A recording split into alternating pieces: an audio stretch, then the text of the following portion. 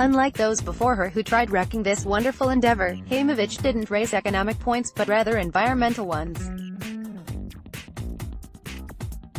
True, she explained, diesel, oil, and coal cause much more pollution than gas, but there are energy sources that pollute even less, wind and sun. If we invest in these alternative energies, we won't need other sources, even oil, she said. Haimovich also said it was no coincidence that blue and white list leader Benny Gantz made her the #1 woman on the list. He agrees with her opinions, she stated with satisfaction, as does Telem leader and fellow blue and white list member Moshe Ya'alon.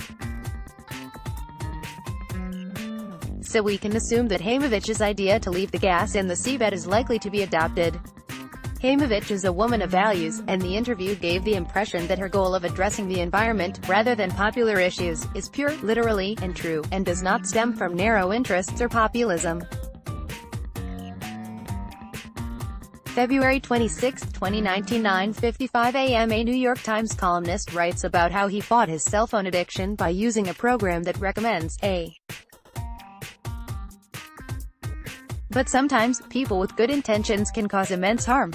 Let's try and go along with the possible future minister's interesting idea. If we can't use natural gas, it will incentivize the government to invest in the development of solar and wind energy. That could take years. In the meantime, more people will die as a result of pollution, and be called environmental victims, but eventually, years from now, we'll breathe cleaner air than we would if we used gas for energy. Isn't that worth looking into? There might be something to that.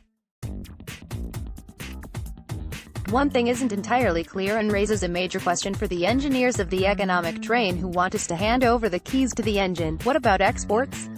If she's really worried about the air that Israelis breathe, why not export the gas to countries who think otherwise?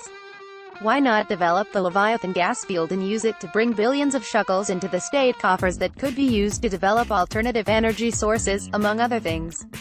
A coalition under Gantz would be the most socialist-oriented government since the state was founded.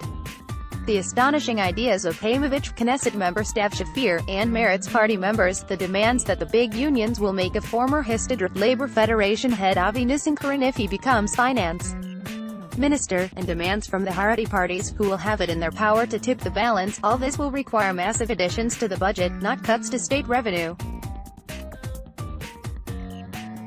This just isn't the time to put our trust in the sun and the wind.